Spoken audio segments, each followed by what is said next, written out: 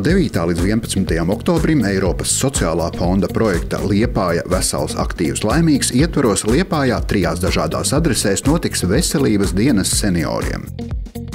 Tuvojoties tumšajam un augstajam laikam, gribam sniegt jaunas zināšanas, jaunas prasmes un kādus noteikti ikdienā pielietojumus knifiņus, kā uzlabot un veicināt savu veselību.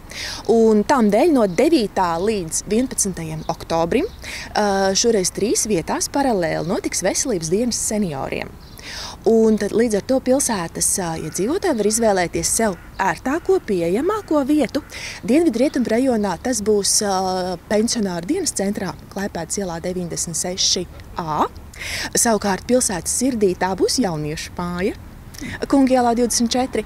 Savukārt, skatoties Jaunliepājas virzienā, tas būs Olimpiskais centrs, Brīvības iela 39. Un tad līdz ar to var izvēlēties sev šo te ērtāko un pieejamāko vietu.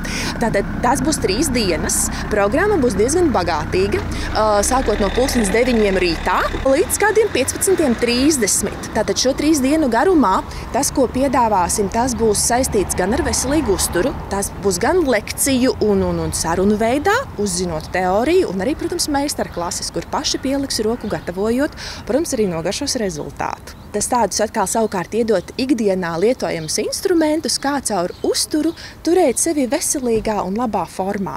Tāpat pievērsīsimies sirds veselības jautājumiem, būs lekcijas un arī kā saruna ar kardiologu, jo par sirds veselību ir jādomā laicīgi un profilaks ir vislabākais, kā laikus pievēršot ikdienas sīkumiem uzmanību, tiešām par sevi labi parūpēties.